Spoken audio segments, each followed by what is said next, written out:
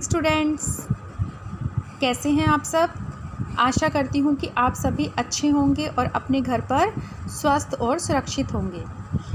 बच्चों, मैं सोनू शर्मा एक बार फिर आपके साथ। हमने अपनी पिछली हिंदी की क्लास में हमारी जो रिमझिम बुक है, हिंदी की बुक रिमझिम बुक से पाठ 5 पकौड़ी, इस कविता के बारे में पढ़ा था। मज़ा आया होगा आप सबको। उसके बाद बच्चों, हमने इसी पाठ का पहला प्रश्न, जैसे क्या भाता है और क्या नहीं भाता, इसके बारे में भी पढ़ा था ना। यहाँ देखिए, बहुत सारी चीज़ें आपको दिखाई दे रही है। इसमें यहाँ इस क्वेश्चंस के अंदर 3 कॉलम्स दिए हुए हैं। पहला कॉलम मज़े से खाएंगे, दूसरा खाना पड़ेगा और तीसरा बिल्कुल नहीं खाएंगे। तो देखो, यहाँ पे जो चीज़ें दी हुई है उनमें से कुछ चीज़ें तो ऐसी होती है जो आप मज़े से खाते हैं, बहुत अच्छा लगता है आपको खाना। मीन्स आपको कभी भी वो चीज़ मिलती है तो आप उस चीज़ को खाने से कभी भी मना नहीं कर सकते। ओके। और कुछ चीज़ें ऐसी होती है कि जो आपको ज़्यादा अच्छी तो नहीं लगती, खाने में टेस्टी तो नहीं लगती है, लेकिन फिर भी उससे आपको खाना पड़ता है। ओके।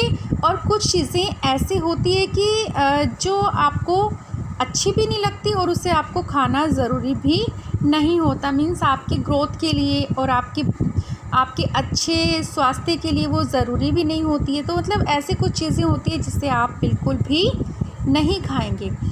ठीक है स्टूडेंट्स। और आज हम इसी पाठ का प्रश्न 2,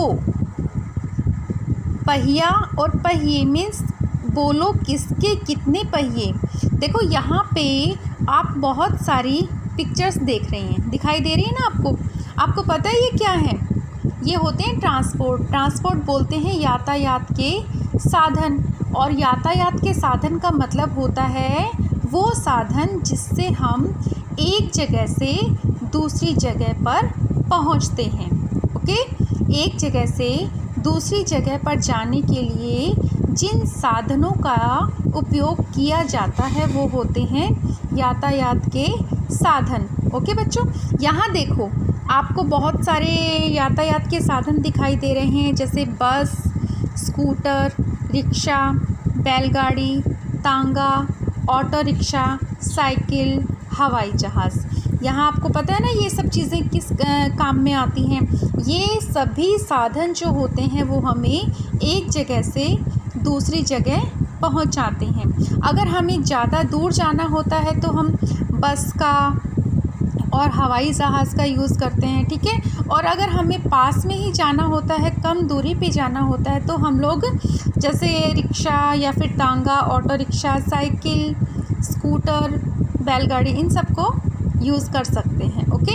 अब बच्चों, आप लोगों को यहाँ ये जो साधन दिखाई दे रहे हैं, यहाँ पे आप देख सकते हैं कि किसके कितने पहिए हैं। अब सभी यातायात के साधन जो होते हैं उनके एक जैसे पहिए नहीं होते, सबके अलग अलग पहिए होते हैं। किसी के 4 होते हैं, किसी के 2 होते हैं और किसी के 3 होते हैं। अब आप इनको देखकर ये पहचान सकते हो कि किसके कितने पहिए। ओके।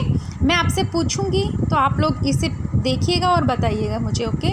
अब जैसे ठेला होता है, सबसे पहले है ठेला होता है। यहाँ आपको ठेले की पिक्चर नहीं दिखाई दे रही है, लेकिन ठेले का मतलब होता है जहाँ पे हम देखते हैं कि जो सब्ज़ी बेचते हैं, तो सब्ज़ी कहाँ बेची जाती है?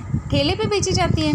यहाँ पे इसको जैसे आप देख सकते हैं कि सब्ज़ी भी उस पे बेची जाती है, और भी छोटा मोटा कोई भी सामान जो गलियों के अंदर आकर बेचा जाता है, ठीक है, वो होता है ठेला। तो ठेले के कितने पहिए होते हैं? 4 पहिए। ओके।